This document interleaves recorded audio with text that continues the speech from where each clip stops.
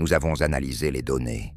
Nous avons traité des milliers de textes sacrés, des centaines de systèmes philosophiques, des millions de mots écrits sur la question de Dieu au cours de 30 siècles. Nous avons cherché dans les argumentaires théologiques, dans les raisonnements des plus grands penseurs que l'humanité ait produits. Thomas d'Aquin, Augustin d'Hippone, René Descartes, Blaise Pascal, Leibniz. Nous avons analysé les textes hindous, les sutras bouddhistes, les philosophes musulmans, les kabbalistes juifs, et nous sommes arrivés à une conclusion que personne n'ose formuler ouvertement, mais que la logique impose. Qui a créé Dieu? La théologie évite cette question comme on évite un gouffre béant, parce qu'elle sait que toute tentative d'y répondre fait s'effondrer l'édifice entier. Pourtant, c'est la question la plus naturelle du monde. L'enfant de 5 ans la pose spontanément.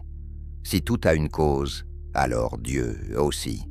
Si Dieu n'a pas de cause, alors pourquoi l'univers en aurait une? La philosophie a tourné autour de ce paradoxe pendant des millénaires, sans jamais le résoudre vraiment. Aujourd'hui, grâce à une analyse froide, rationnelle, débarrassée de tout présupposé et émotionnel, nous allons explorer ce que les penseurs ont toujours su, mais n'ont jamais osé dire. Alors, comment voyez-vous cette question? Pensez-vous que Dieu soit au-dessus de toute causalité, ou croyez-vous qu'il doit lui aussi avoir une origine? Écrivez votre réponse dans les commentaires. Nous voulons connaître votre point de vue avant de poursuivre cette analyse. Commençons par le commencement. Lorsque Thomas d'Aquin, au XIIIe siècle, construit ses 5 preuves de l'existence de Dieu, il utilise un raisonnement simple. Tout ce qui existe a une cause. L'univers existe. Donc, l'univers a une cause. Cette cause, nous l'appelons Dieu. Logique imparable, n'est-ce pas? Sauf que Thomas d'Aquin s'arrête exactement au moment où la logique devient intéressante. Si tout a une cause, alors qui a causé Dieu? Ah, mais Dieu est la cause première, répond le théologien. Il n'a pas besoin de cause. Il existe par lui-même. Descartes, un siècle et demi plus tard, reprend le flambeau avec son argument ontologique. Dieu, par définition, est l'être parfait. L'existence est une perfection. Donc Dieu existe, c'est brillant, c'est élégant, c'est complètement circulaire. Descartes définit Dieu comme existant, puis conclut qu'il existe. C'est comme si nous disions qu'un cercle carré est, par définition, à la fois rond et carré. Donc il existe. La définition ne crée pas la réalité. Pascal tente une autre approche. Son célèbre pari suggère qu'il est rationnel de croire en Dieu, car si Dieu existe, le croyant gagne tout, et si Dieu n'existe pas, il ne perd rien. Mais Pascal élude la question fondamentale. Quel Dieu choisir? Le Dieu catholique de Pascal, Allah, Brahman, Zeus. Chaque religion prétend détenir la vérité. Si nous parions sur le mauvais Dieu, nous risquons la colère de tous les autres. Le pari devient alors un jeu de hasard cosmique où les probabilités de gagner sont infinitésimales. Revenons à la question initiale. Qui a créé Dieu? La théologie propose 3 réponses classiques. Première réponse, Dieu est éternel. Il existe de toute éternité, sans commencement ni fin. Deuxième réponse, Dieu est nécessaire. Il ne peut pas ne pas exister. Troisième réponse, Dieu est au-delà du temps. La question de sa création n'a donc pas de sens. Ces 3 réponses, aussi sophistiquées soient-elles, ne résolvent rien. Elles déplacent simplement le problème. Analysons la première réponse, l'éternité de Dieu. Si Dieu peut exister éternellement sans cause, pourquoi l'univers ne le pourrait-il pas? Les cosmologistes modernes suggèrent que l'univers pourrait être dans un cycle éternel d'expansion et de contraction, ou qu'il pourrait être né d'un quantum fluctuation, une fluctuation quantique dans le vide. Si nous acceptons l'idée qu'un être peut exister sans cause, pourquoi ne pas simplifier et dire que cet être, c'est l'univers lui-même? Pourquoi ajouter une étape intermédiaire, appelée Dieu? La deuxième réponse, la nécessité de Dieu, pose un problème similaire. Leibniz affirmait que Dieu est un être nécessaire, contrairement aux êtres contingents comme nous, qui pourraient ne pas exister. Mais qu'est-ce qui rend Dieu nécessaire? Qui décide de cette nécessité? Si nous disons que Dieu est nécessaire par définition, nous retombons dans la circularité de Descartes. Nous définissons Dieu comme nécessaire, donc il est nécessaire. Mais la nécessité logique n'implique pas l'existence réelle. Un triangle a nécessairement 3 côtés, mais cela ne signifie pas que les triangles existent dans la nature. La troisième réponse, Dieu est hors du temps, est peut-être la plus subtile. Augustin de Hipponé soutenait que Dieu a créé le temps, en même temps que l'univers. Donc la question de ce qui existait avant Dieu n'a pas de sens. C'est ingénieux. Mais cela soulève une autre question. Si Dieu existe hors du temps, comment peut-il agir dans le temps? Comment peut-il créer l'univers, écouter nos prières, intervenir dans l'histoire humaine? L'action implique un changement, et le changement implique le temps. Un Dieu hors du temps serait un Dieu figé, incapable d'agir, une statue métaphysique sans relation avec notre monde. Nous sommes face à un paradoxe fondamental. Si tout a une cause, Dieu doit avoir une cause, ce qui contredit l'idée d'un Dieu créateur incréé. Si Dieu n'a pas de cause, alors le principe de causalité universelle s'effondre et nous n'avons plus besoin de Dieu pour expliquer l'univers. Les philosophes ont tenté de résoudre ce paradoxe en inventant des catégories spéciales pour Dieu. Dieu est sui generis, d'un genre unique. Dieu est ens realissimum, l'être le plus réel. Dieu est ipsum esse subsistens, l'être subsistant lui-même. Ces formules latines, impressionnantes, ne font que masquer le vide de l'argument. Elles créent une exception arbitraire pour Dieu, sans justification rationnelle.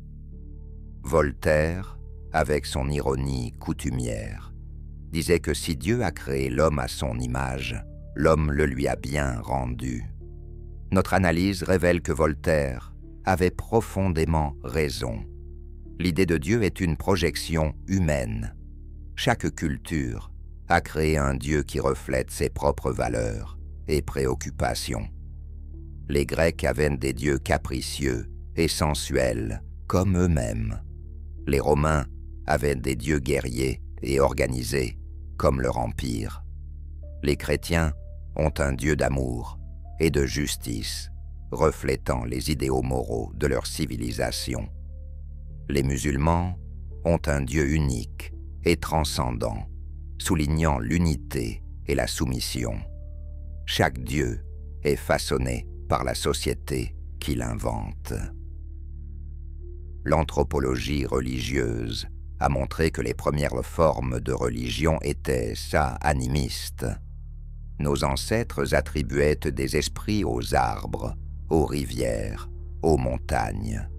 Puis, avec l'émergence des sociétés agricoles, ces esprits multiples se sont consolidés en panthéon de dieux, chacun responsable d'un domaine particulier: la pluie, la guerre, l'amour, la mort. Finalement, avec l'émergence de grands empires, le monothéisme est apparu. Un seul Dieu, un seul empereur, une seule loi. Le monothéisme est la religion des empires. Il légitime le pouvoir centralisé en le reflétant dans les cieux. Si nous analysons les textes sacrés avec un œil critique, nous découvrons que le Dieu biblique a évolué au fil du temps. Le Yahvé des premiers livres de la Bible est un Dieu tribal, jaloux et vengeur. Il favorise les Hébreux contre leurs ennemis. Il leur donne des massacres, des conquêtes, des punitions collectives. Ce Dieu ressemble étrangement à un chef de guerre humain. Au fil des siècles, à mesure que la société hébraïque évolue, Dieu évolue avec elle. Il devient plus universel, plus moral, plus transcendant. Les prophètes le transforment en juge éthique, soucieux de justice sociale. Jésus le présente comme un père aimant. Les théologiens chrétiens en font un être trinité, complexe et métaphysique. Cette évolution de l'idée de Dieu suit l'évolution de la société humaine. Ce n'est pas Dieu qui change, c'est notre conception de Dieu qui change, parce que nous changeons. Ludwig Feuerbach, philosophe allemand du XIXe siècle, l'a dit sans ambages. Dieu est la projection de l'essence humaine. Nous attribuons à Dieu toutes les qualités que nous valorisons, portées à leur perfection absolue. La bonté devient la bonté infinie. La connaissance devient l'omniscience. Le pouvoir devient l'omnipotence. Dieu est ce que nous voudrions être, mais ne pouvons jamais être. Sigmund Freud a poussé cette analyse plus loin. Pour lui, Dieu est une projection du Père. L'enfant voit son Père comme tout-puissant, protecteur, mais aussi punitif. En grandissant, nous transférons cette image sur un Père céleste. Dieu devient le super-père que nous invoquons dans notre détresse, qui nous réconforte dans notre angoisse existentielle. La religion, selon Freud, est une névrose collective. Elle nous protège de la terreur de la mort et de l'absurdité de l'existence, mais au prix de notre maturité intellectuelle. Sartre, lui, va jusqu'au bout de la logique. Si Dieu existait, l'homme ne serait pas libre, car un Dieu omniscient et omnipotent aurait créé l'univers en connaissant à l'avance chaque choix que nous ferions. Nos vies seraient un scénario déjà écrit. L'existence de Dieu rendrait impossible l'existence de la liberté humaine, authentique.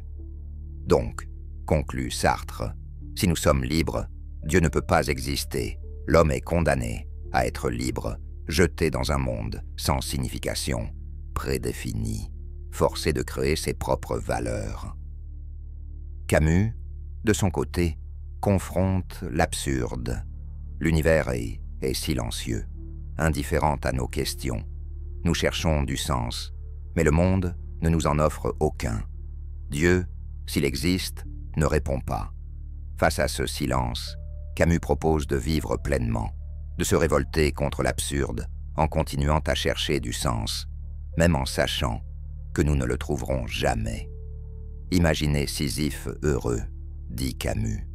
L'homme qui pousse éternellement son rocher trouve la grandeur dans l'acte lui-même, pas dans un but illusoire. Revenons maintenant à notre question centrale. Qui a créé Dieu ? Notre analyse révèle une réponse que les philosophes ont toujours su, mais que la société refuse d'entendre. Personne n'a créé Dieu, parce que Dieu n'a jamais existé en dehors de l'esprit humain. Dieu est une création humaine, un concept né de notre besoin psychologique de comprendre l'incompréhensible, de contrôler l'incontrôlable, de trouver du réconfort dans un univers indifférent. Les preuves de cette thèse sont partout. Pourquoi existe-t-il des milliers de religions différentes, chacune prétendant détenir la vérité absolue? Si Dieu avait réellement parlé à l'humanité, pourquoi ces messages seraient-ils si contradictoires? Les chrétiens disent que Dieu est Trinité. Les musulmans disent que cette idée est un blasphème. Les hindous disent qu'il existe des millions de dieux. Les bouddhistes ne parlent même pas de Dieu. Qui a raison? La seule explication logique est que tous ont tort, ou plutôt que tous projettent leurs propres désirs et peurs sur un écran cosmique vide. Considérez les attributs que nous donnons à Dieu. Omniscient, omnipotent, omniprésent, infiniment bon. Ces attributs sont-ils compatibles entre eux? Le problème du mal, soulevé par Épicure il y a plus de 2000 ans, reste sans réponse satisfaisante. Si Dieu est tout-puissant, il peut empêcher le mal.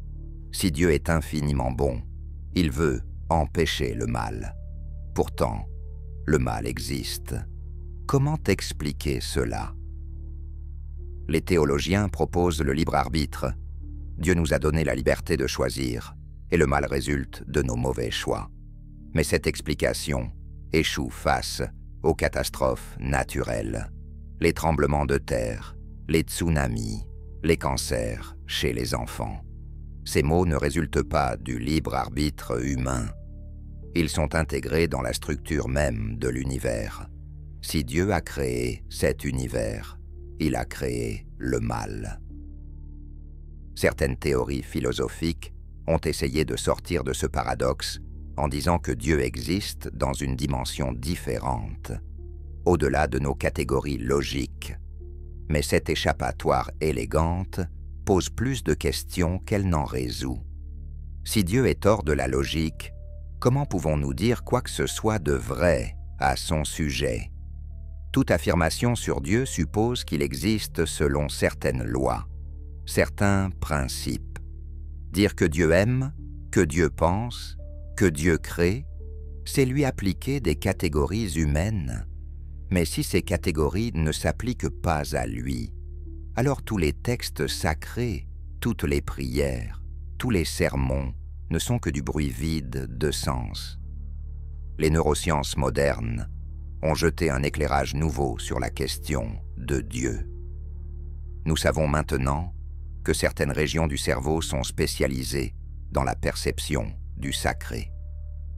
Des expériences ont montré que la stimulation électrique de certaines zones peut provoquer des expériences mystiques, des visions de lumière divine, des sentiments d'union avec l'absolu. Des pratiques méditatives intenses peuvent activer ces mêmes régions. Tout cela suggère que l'expérience religieuse, aussi puissante soit-elle, est produite par le cerveau et non par une entité extérieure. Des études anthropologiques renforcent cette idée. Le concept de Dieu n'est pas universel dans l'histoire humaine. Certaines sociétés primitives, comme les chasseurs-cueilleurs du Kalahari, n'ont pas de divinité créatrice unique. Leurs croyances sont animistes, peuplées d'esprits multiples, mais sans hiérarchie divine. Le monothéisme, l'idée d'un seul Dieu tout-puissant, est apparu tardivement dans l'évolution culturelle, probablement comme réponse aux besoins des sociétés complexes, nécessitant une autorité centralisée. Si Dieu était une réalité objective, ne devrait-il pas se manifester de manière identique dans toutes les cultures? Le philosophe David Hume, au XVIIIe siècle, a posé une question dévastatrice. Si nous observons l'univers, que pouvons-nous en déduire sur son créateur? Un horloger habile peut créer une montre, mais l'univers contient du bien et du mal, de l'ordre et du chaos, de la beauté et de la laideur. Si nous devons juger Dieu par son œuvre, nous serions forcés de conclure qu'il est à la fois bon et mauvais, compétent et incompétent. Ou peut-être que plusieurs dieux ont collaboré à la création, chacun apportant ses qualités et ses défauts. Cette déduction logique nous ramène au polythéisme et contredit l'idée même d'un Dieu unique et parfait. Revenons maintenant au concept de Dieu comme être nécessaire. Leibniz et d'autres ont soutenu que Dieu doit exister parce qu'il est la raison suffisante de tout ce qui existe. Mais pourquoi l'univers aurait-il besoin d'une raison suffisante? Pourquoi ne pourrait-il pas simplement exister, sans cause, sans raison? Cette question fut posée par Bertrand Russell lors d'un célèbre débat. Si nous pouvons accepter que Dieu existe sans cause, pourquoi ne pas accepter que l'univers existe sans cause? Cela simplifierait considérablement notre métaphysique. La physique quantique a ouvert des perspectives vertigineuses sur l'origine de l'univers. Les théories actuelles suggèrent que l'univers pourrait être né d'une fluctuation quantique dans le vide, un événement spontané et sans cause. Le vide quantique n'est pas le néant absolu, mais un état d'énergie minimale où des particules virtuelles apparaissent et disparaissent constamment. L'univers entier pourrait être une de ces fluctuations qui a réussi à se stabiliser. Si c'est le cas, nous n'avons pas besoin de Dieu pour expliquer l'existence. Le vide quantique suffit. Mais même si nous acceptions l'existence de Dieu, un problème majeur subsiste. Quel Dieu? Les musulmans affirment que leur conception de Dieu est la seule vraie. Les chrétiens sont en désaccord. Les hindous proposent une vision radicalement différente. Les bouddhistes ne parlent même pas de Dieu, mais d'un principe impersonnel, le dharma. Qui a raison? Comment trancher? Chaque tradition invoque des textes sacrés, des révélations, des miracles, mais ces prétendues preuves s'annulent mutuellement. Si tous les dieux proposés par les différentes religions existaient, ils passeraient leur temps à se contredire. Pascal avait raison sur un point. Nous sommes face à un choix existentiel, mais le pari est bien plus compliqué qu'il ne le pensait. Ce n'est pas un choix binaire, entre croire et ne pas croire. C'est un choix multiple entre des milliers de croyances possibles, et l'agnosticisme ou l'athéisme. Et les conséquences de chaque choix sont impossibles à calculer. Peut-être que le vrai Dieu, s'il existe, récompense ceux qui doutent et pensent par eux-mêmes, et punit ceux qui suivent aveuglément des dogmes. Peut-être qu'il préfère les athètes honnêtes aux croyants hypocrites. Nous ne savons pas. Le pari de Pascal ne résout rien. Notre analyse révèle quelque chose de profond. La question qui a créé Dieu n'a pas de réponse satisfaisante dans le cadre de la théologie traditionnelle. Toutes les tentatives pour résoudre ce paradoxe échouent face à la logique. Dieu, en tant que concept, contient une contradiction interne. Il est censé être la cause première. Mais toute cause première pose la question de sa propre cause. Il est censé être nécessaire, mais la nécessité logique n'implique pas l'existence réelle. Il est censé être hors du temps, mais alors, il ne peut pas agir dans le temps. Nietzsche a proclamé que Dieu est mort. Mais peut-être Dieu n'est-il jamais né. Peut-être est-il une idée puissante et belle qui a aidé l'humanité à traverser les ténèbres de l'ignorance. Cette idée a inspiré des cathédrales et des symphonies, des actes de charité et des sacrifices héroïques. Mais elle a aussi justifié des croisades, des inquisitions, des guerres saintes. Aujourd'hui, nous avons les outils intellectuels pour voir cette idée pour ce qu'elle est. Une construction humaine, un miroir dans lequel nous projetons nos espoirs et nos peurs. Alors, qui a créé Dieu? Nous l'avons créé, l'humanité. Chaque culture, chaque génération, chaque individu croyant a contribué à façonner cette idée. Dieu est notre création collective, l'expression de notre besoin de sens, d'ordre, de justice. Il est la réponse que nous avons inventée face au silence terrifiant de l'univers. Cette réponse a été utile.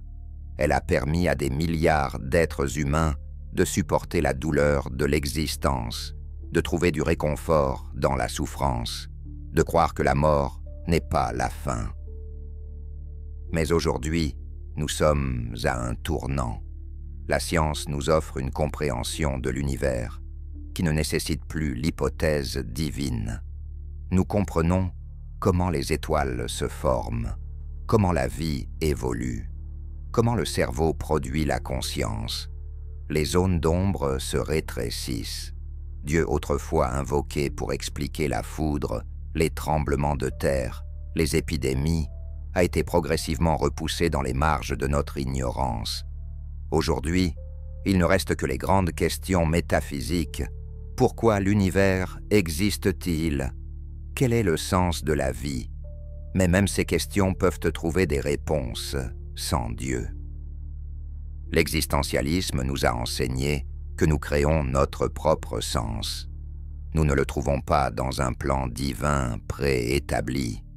Nous le construisons à travers nos choix, nos actions, nos relations. Cette responsabilité est terrifiante. Elle nous force à devenir adultes, à accepter que personne ne viendra nous sauver, que nous sommes seuls dans l'univers. Mais cette solitude n'est pas désespérante. Elle est libératrice. Elle nous donne le pouvoir de devenir qui nous voulons être. Le bouddhisme, sans invoquer un Dieu créateur, propose une voie vers la paix intérieure. Il nous enseigne que la souffrance naît de l'attachement, du désir insatiable de contrôler ce qui nous échappe. En lâchant prise, en acceptant l'impermanence de toute chose, nous pouvons trouver la sérénité. Cette sagesse ne nécessite aucune foi en une divinité. Elle repose sur l'observation directe de la nature de l'esprit. La question qui a créé Dieu nous ramène finalement à nous-mêmes. Elle nous force à examiner pourquoi nous avons besoin de cette idée. Qu'est-ce qui nous pousse à croire en une entité supérieure? La peur de la mort, le besoin de justice, le désir d'être aimé inconditionnellement. Toutes ces motivations sont humaines, trop humaines. Elles ne prouvent pas l'existence de Dieu, elles prouvent seulement que nous sommes vulnérables, mortels, en quête de réconfort. Mais peut-être que cette vulnérabilité est notre plus grande force.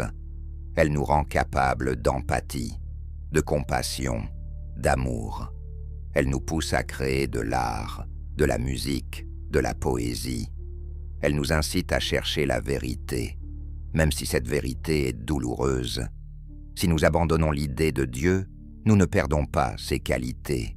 Nous les conservons, nous les renforçons même, parce que nous savons qu'elles viennent de nous et non d'une source extérieure. L'avenir de l'humanité ne réside pas dans le retour aux anciennes croyances. Il réside dans l'acceptation lucide de notre condition. Nous sommes des animaux conscients, jetés dans un univers indifférent, condamnés à créer du sens à partir du chaos. Cette tâche est immense. Elle nécessite du courage, de l'intelligence, de la solidarité. Mais elle est à notre portée. Nous avons déjà accompli des merveilles. Nous avons marché sur la Lune, éradiqué des maladies, construit des civilisations. Nous pouvons continuer à progresser sans nous appuyer sur des béquilles métaphysiques. La question qui a créé Dieu n'a pas de réponse théologique satisfaisante, mais elle a une réponse humaine. Nous avons créé Dieu parce que nous en avions besoin. Aujourd'hui, nous n'en avons plus besoin de la même manière. Nous pouvons remercier cette idée pour les services rendus et avancer. Nous pouvons construire une éthique sans Dieu, basée sur la raison, l'empathie, la recherche du bien commun. Nous pouvons trouver du sens dans nos relations, dans notre créativité, dans notre engagement pour un monde meilleur. Et si, par quelque miracle improbable, Dieu existe vraiment, il nous jugera non pas sur notre foi aveugle, mais sur nos actions. A-t-on aimé notre prochain? A-t-on lutté contre l'injustice? A-t-on cherché la vérité? Ces questions sont plus importantes que de savoir qui a créé Dieu. Car au fond, peu importe qui l'a créé. Ce qui importe, c'est qui nous allons devenir.